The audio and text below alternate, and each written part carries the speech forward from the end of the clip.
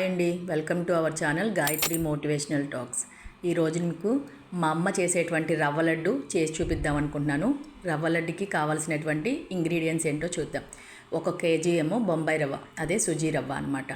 3 ఎండు కొబ్బరి చిప్పలు, కేజీ పావు పంచదార, 1/2 లీటర్ గోల్డ్ ప్యాకెట్ ఉంటుంది కదా, పాల ప్యాకెట్ కాసుకొని పాలను చల్లారి పెట్టి మీగడ లేకుండా తీసుకొని ఉంచుకోవాలి.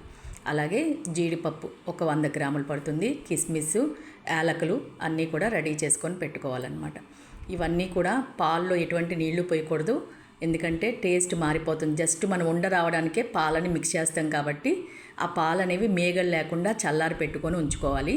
మిగతా మిశ్రమాన్ని అంతా కూడా మనం నెయ్యినే వాడతాం అనమాట. నెయ్యి కూడా బాగా కాచి చల్లారి పెట్టుకొని ఉంచుకోవాలన్నమాట. వేడిగా మాత్రం ఉంచకూడదు. రవ్వని మాత్రం కరెక్ట్గా కేజీకి తీసుకుంటే కేజీ పావు, ఇంకా లెక్క ఎక్కువ తక్కువ కాకుండా మొత్తం పడుతుందన్నమాట. అలా ఎండు కొబ్బరి కూడా చిన్న చిన్న ముక్కలుగా తీసేసుకొని మనం మిక్సీ పెట్టుకొని వేపడానికి ముందు రెడీ చేసుకొని అన్ని ఇంగ్రీడియంట్స్ ఉంటే కనుక ఫటాఫట్ అని 10 నిమిషాల్లో మనం ఉండలు చుట్టేసుకోవచ్చు అనమాట. ఈ ఇంగ్రీడియంట్స్ అన్నీ కూడా రెడీగా ఉంటే మనం రవ్వ లడ్డు చేయడానికి చాలా ఈజీగా అవుతుంది.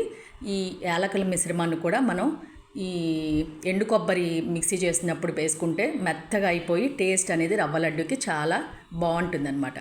ముందుగా అయితే స్టవ్ వెలిగించుకొని మనం బాండీ పెట్టుకొని, బాండీ వేడెక్కిన తర్వాత 2 స్పూన్లు నెయ్యి వేసుకొని, నెయ్యి హీట్ ఎక్కిన తర్వాత బొంబాయి రవ్వని వేసేసుకోవాలి. ఈ రవ్వ ఏగడంతోనే మనకి రవ్వ లడ్డు అనేది టేస్ట్ చాలా బాగుంటుందన్నమాట.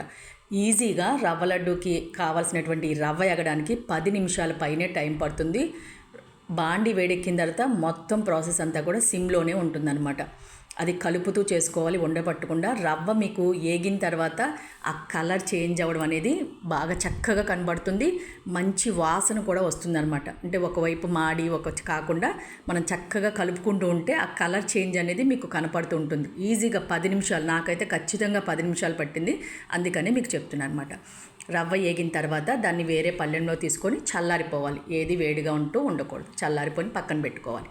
మళ్ళీ అదే బాండి పెట్టుకొని మళ్ళీ నెయ్యి యాడ్ చేసుకొని ఇప్పుడు జీడిపప్పు, కిస్మిస్ అన్నీ కూడా విడివిడిగా చక్కగా మంచి గోల్డెన్ బ్రౌన్ వచ్చినట్టుగా వేపుకుంటే బాగుంటుందన్నమాట.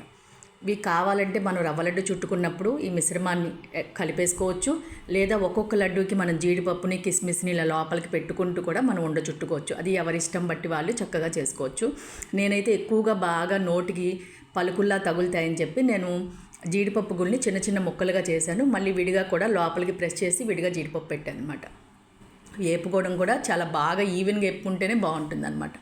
అదే నెయ్యిలో ఇందాక మనం తురిమి పెట్టుకునేటువంటి ఎండు కొబ్బరి, ఇలాచీ పౌడర్, ఆ మిశ్రమాన్ని కూడా దీన్ని లో ఫ్లేమ్లోనే చక్కగా మంచి కలర్ వస్తుంది. ఎక్కువ టైం పట్టదండి, ఒక్క నిమిషం పడుతుంది. వేపుకొని దాన్ని కూడా విడిగా బౌల్లో తీసేసుకొని చల్లారి పెట్టుకోవాలన్నమాట. అన్నీ కూడా ఇప్పుడు అన్ని మిశ్రమాలని చూసారా. ముందు పంచదార నేను లైట్గా ఒక్కసారి ఇలా వేసి మిక్సీలో తీసేయాలి, మెత్తగా మాత్రం అవ్వకూడదు. ఆ పంచదారని, ఈ రవ్వని, ఎండు కొబ్బరి, ఇలాచీ మిశ్రమాన్ని అన్నిటిని కూడా చల్లారిపోయిన తర్వాత ఒక బేషన్లో వేసుకొని కలపడానికి రెడీ పెట్టుకున్నాను. దాంట్లోనే నేను కిస్మిస్ని, జీడిపప్పు అన్నీ వేసేసి మీకు కలపడం ఎలాగో చూపిస్తున్నాను అనమాట. ఇలా అయితే నేను కలిపేసుకొని విడిగా కూడా నేను చుట్టుకునేటప్పుడు మళ్ళీ జీడిపప్పు అవి పెట్టుకున్నాను అనమాట. బాగా ఉంటాయి. ఇలా చిన్న చిన్న పలుకులుగా వేయడం వల్ల ఏంటంటే మనం తినేటప్పుడు నోటికి చక్కగా టేస్ట్ బాగుంటుంది. ఒకే పప్పు కాకుండా బాగా ఎక్కువగా తగులుతూ బాగుంటుంది అనమాట టేస్ట్. రవ్వ లడ్డూకి నెయ్యి 1/2 కేజీ పైన పడుతుంది. నెయ్యితోనే మొత్తం టేస్టు. ఓన్లీ మనం పాలు వాడే దేనికంటే ఉండ రావడానికి, జిగురు రావడానికి మాత్రమే వాడతాం అనమాట. నెయ్యి సున్నుండలాగే ఎక్కువగా పడుతుంది. చాలామంది నెయ్యి తక్కువ వేసి అప్పటికప్పుడు పాలు కొంచెం వేసి కలుపుతారు. అలాగైతే కనుక మనకి 3-4 రోజుల్లో ఉండ పాడైపోతుంది. ఇప్పుడు